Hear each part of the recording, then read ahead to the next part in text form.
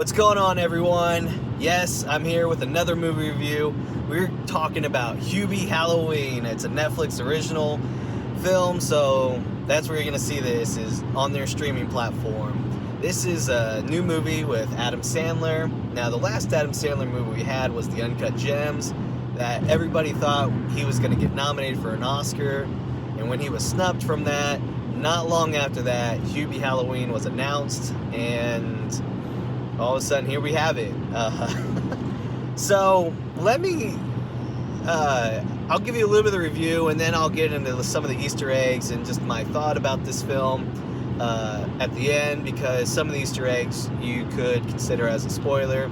I personally don't think so, because I'm not going to try and give anything in the movie that is detrimental away. So, I will say, yeah, the movie's like an hour and 42 minutes. It's PG-13. It's got, you know, some of the same kind of stuff. I mean, it's comedy, so a little bit is crude humor. There's some drug references and alcohol and stuff. So, but there's no nudity or anything like that. And I don't think there's anything crazy gore, you know. So the cast is pretty well put together. You know, you got, outside Adam Sandler, you got Julie Bowen, you got Ray Liotta, Steve Buscemi, Rob Schneider, Tim Meadows, Maya Rudolph. Did I say Ray Liotta? His name deserves to be dropped twice, just because, I mean, the list goes on. So, the cool thing about this film as well, though, is Adam Sandler's wife, Jackie. She's in this, and their two daughters, Sunny and Sadie, I think that's their name. So, Noah Schnapp is in this film, which you might know him from Stranger Things. He's Will. He's Winona Ryder's son, the younger one. So, Adam Sandler's children in real life are his sisters in this film, so it's kind of cool to see that little connection and, you know, family movie. So, but anyways, back to this film. Hubie Dubois, that is Adam Sandler, and it takes place Halloween. It's in Salem, so a lot of crap happens, and, you know, this movie's a little bit about bullying and things like that, as well as it is Salem on Halloween, so just imagine what that's gonna take place. And there's actually a real murder that happens that causes an investigation and stuff. So that's the gist of the film. For me, it's stupid humor. Like I said, I feel like he went from his Academy Award performance and didn't get acknowledgement to, like, screw it, I'm going back to the typical me, stereotype, whatever you can think of me, that's what I'm going to do then. And I think that's what he did. I think it was all on purpose. So if you don't like that part of Adam Sandler, you might not like this film. Because, I mean, it's whatever. I mean, for me, it's a very average movie. I laughed a few times, and I'll probably never see it again in my life, and I won't care. The unfortunate thing is Steve Brill did direct this film, and my favorite movie that I've ever seen him direct was Heavyweights, which is like probably 95 movie about like a fat camp, and Ben Stiller was in it and awesome. But then he directed my least favorite Adam Sandler movies in the process, like Little Nicky and Mr. Deeds. Can't stand those movies. So this is the best film that Steve Brill has directed for Adam Sandler, in my opinion. But still nothing close to anything as that he's going to get remembered for by any means. So if you like Adam Sandler and all his older flicks, then you might enjoy this, but at the same time, it's dumb, comedy, stupid, and you might find it like a waste of time.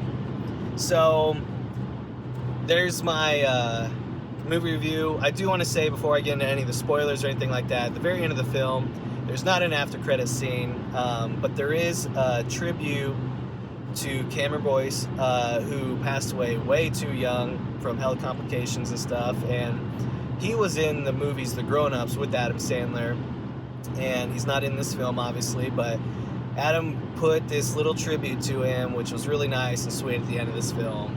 So after that, they just go to the credits. I don't think they wanted to take away from that tribute, so that was really nice to see. But yeah, there's not an after credit after that little tribute. So yeah, now let's dive into some Easter eggs. And No, before I get to Easter eggs, actually, what I do want to tell you is there's 3 movies you need to watch before you watch Hubie Halloween. Because if you watch these 3 films, you're going to enjoy this movie a lot more. The first one, Billy Madison. The second one, Happy Gilmore. And then the third one, The Waterboy. Now, here's the reason why I'm suggesting some of these films. First off, The Waterboy. Hubie Dubois, which is Adam Sandler's character, basically talks the same throughout the entire film. Man, and it's... Yep. We'll just leave that there. The voice, it's back. So, there you have it, Waterboy.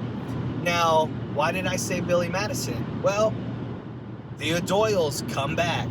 So, the O'Doyles are in it. The poop bags that you light them on fire and throw. Don't put it out with your Don't put it out with your boots, Ted. Way to screw that up. So anyways, yeah, the fire bags, the O'Doyles, they make a comeback.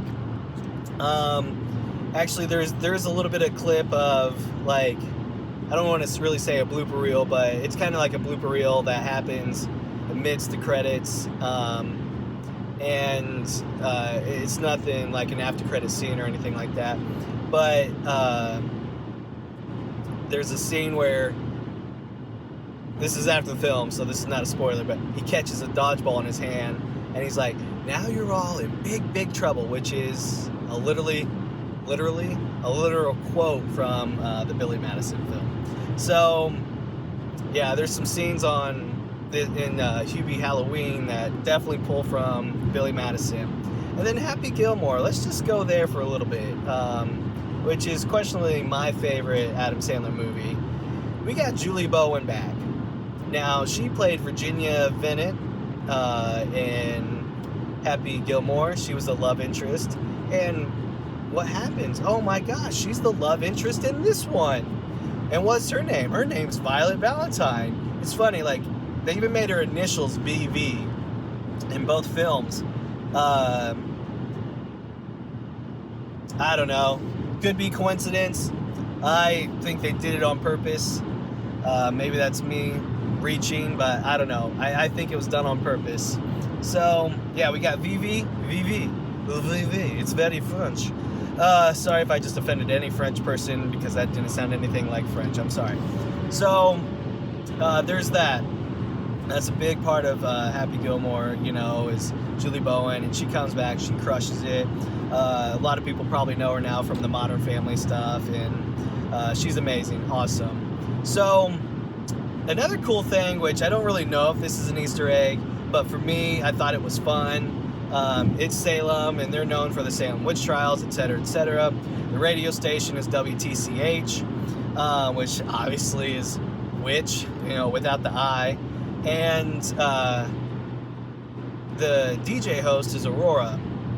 Now, Adam Sandler's not connected to these films, but I couldn't help think that connected to Wayne's World. I don't know why.